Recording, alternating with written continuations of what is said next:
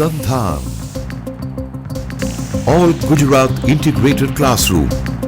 સેટેલાઇટના માધ્યમથી જોડતી કડી એટલે સંધાન. Hello, good afternoon.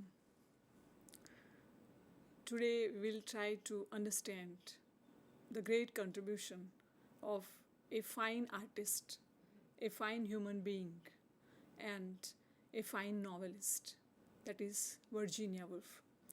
Today's topic is Virginia Woolf as a novelist. Now, in order to understand Woolf as a novelist, we have to structure this talk in a certain manner. So this is how I have planned the whole talk.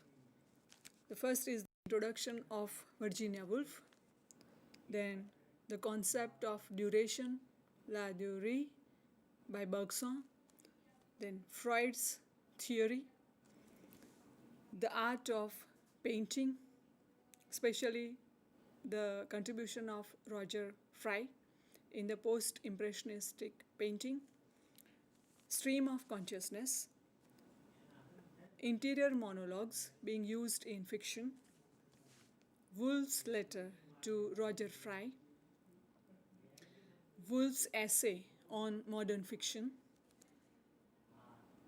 Mrs. Dalloway, one novel by Virginia Woolf, and its appreciation by Ellen Showalter, To the Lighthouse, the next novel by Virginia Woolf, and its introduction and appreciation by Kate Flint.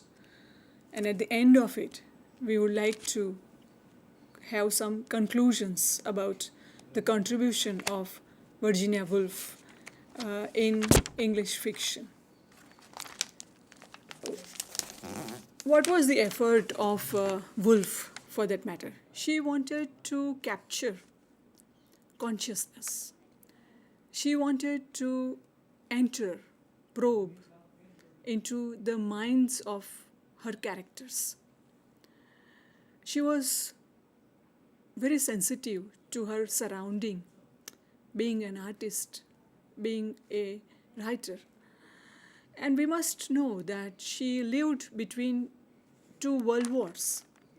So what surrounded her was violence, was vast destruction.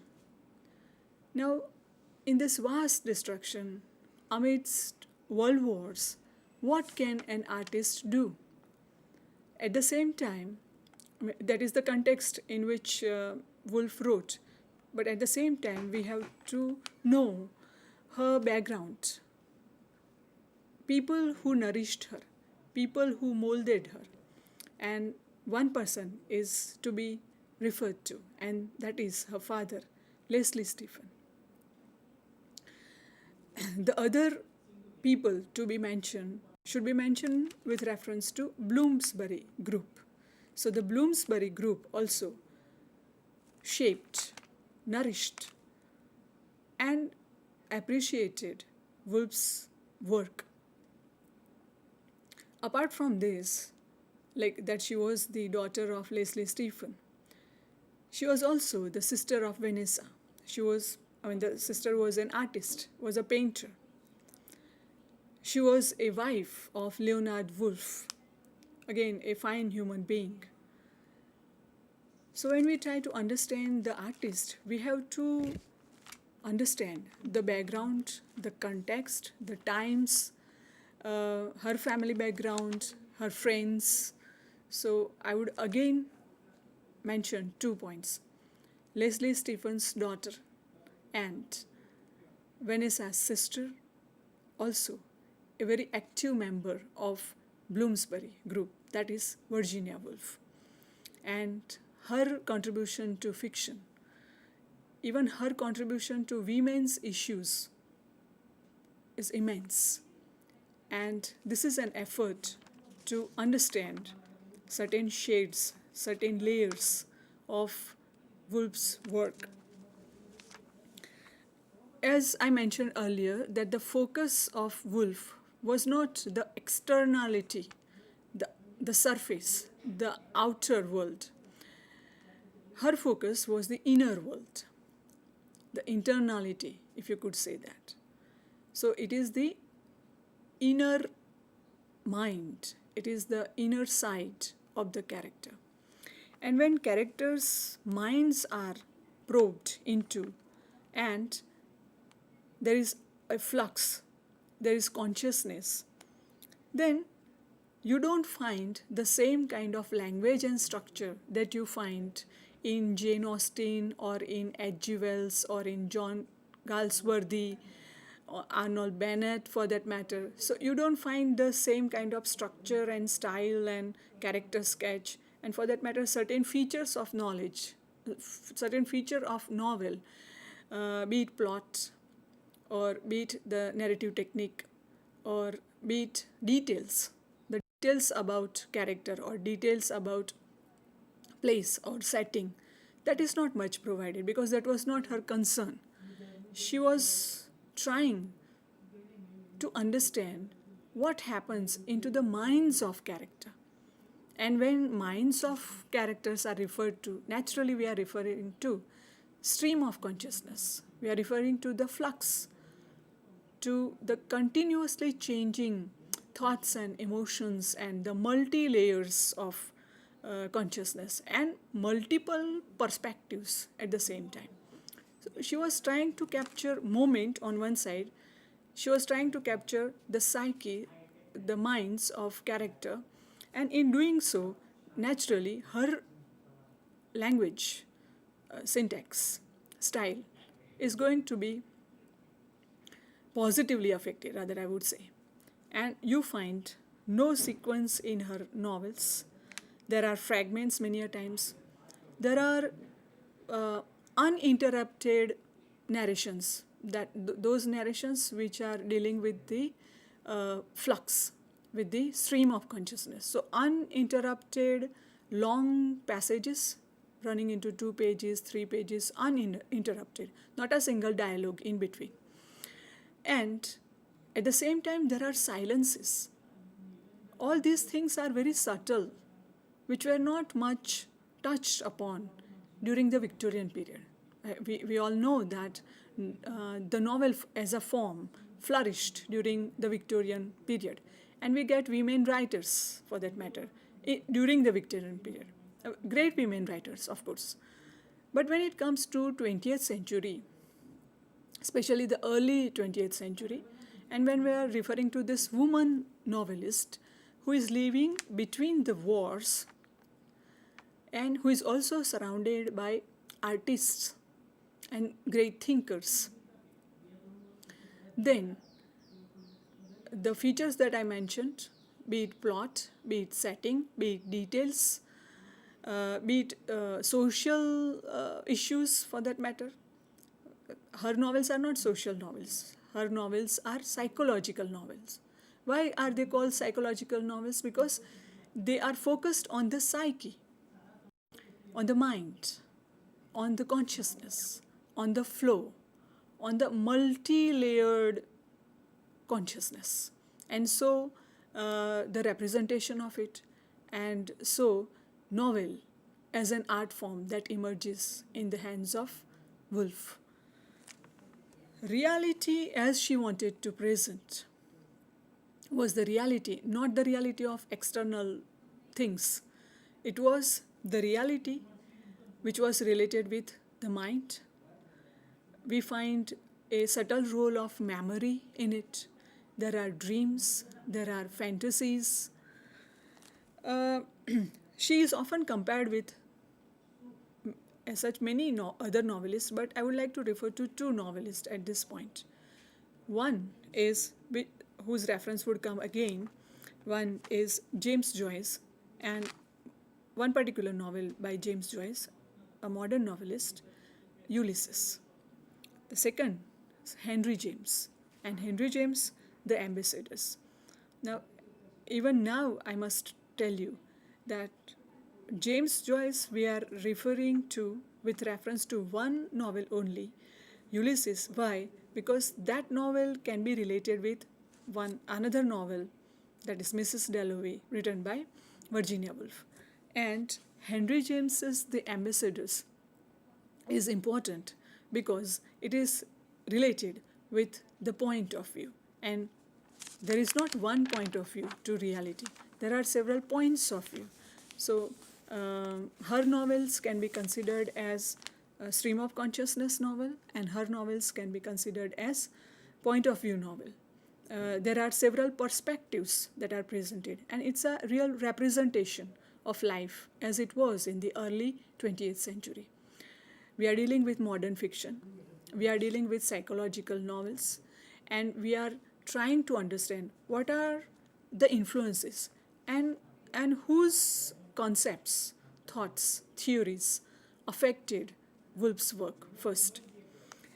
The first work, Mrs. Dalloway, was published in 1925. That is like Joyce's Ulysses. Why? Because both are dealing with one day. It's a novel. Usually, what is our concept of novel? Is like, often we talk about short story for that matter, or one-act play. Let's begin with that. So a novel has an opening, it has middle, and an end. Okay. Now, when it comes to opening, middle, and end, talk about Emily Bronte or talk about Bronte sisters. In the novels of Bronte sisters, we find that there's an opening. It opens with referring to Charlotte Bronte, Jane Eyre. So it begins with childhood of Jane, then it moves on, the novel moves on. You meet Jane going to school, then she starts working, and then she marries a man of her own choice, the man she loves. So that is the plot that we find in Jane Eyre. Now in modern novel, that might not be the case, that the first chapter deals with the childhood, then adulthood, then young age, or then old age, kind of. In Ulysses, you find a story which is about one single day. Now, if Ulysses tells the story of one single day, same is the case with Mrs. Dalloway, that it tells the story of one day, then how can it become a novel? Because the writer will be relying on memory, on associations.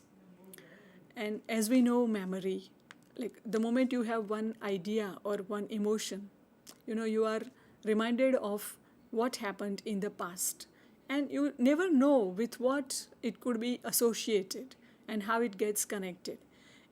Like you meet a person with a particular name, and you are reminded of another person you met in past, and then the stream starts, like about several associations. So the use of memory is very much there in Mrs. Dalloway and in Ulysses.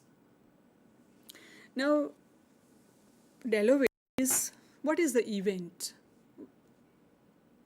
One more thing is events, episodes, they do not form the core of Woolf's novels. Because, again, it is the stream of thought that is important. It is the inner life that is important. It is the reality as seen, as perceived by consciousness is important. So you must be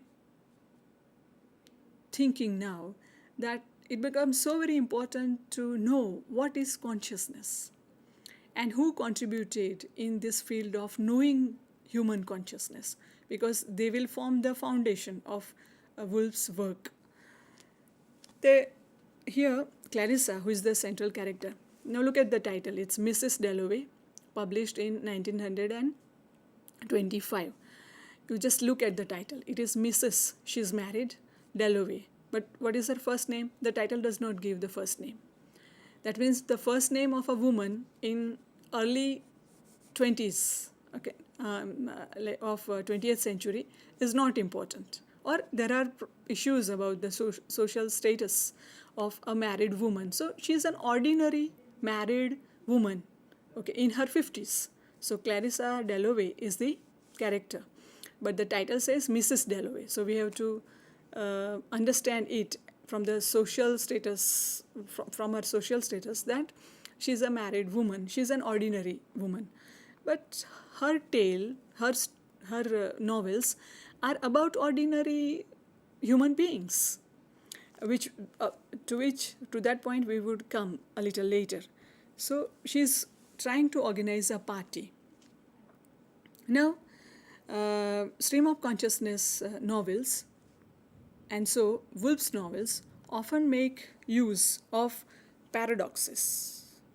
Two things are put side by side, and they are quite contradictory. Paradox. So on one side there is the character of Clarissa, and on the other side there is character of Septimus Smith. Now, Clarissa is organizing a party, and she loves people and she would like to interact with people. On the other side, this Mr. Smith, he is insane, and his insanity is because of the war. There is madness, not only madness, but there is suicidal depression. If you take all these things together, that there is madness, suicidal depression, and insanity, some of these features could be related with the author herself, because as we know,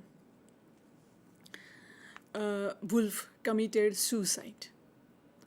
Now, suicidal depression is because of loneliness. You see reality happening around you. You try to understand your mind. You feel so utterly alone. You see that you are not connected. You try to connect with people, but you are actually not connected. And when you are not connected, you become an island. You are just an island in the sea of life. And it is this loneliness, at the same time, when you see so much of violence happening around,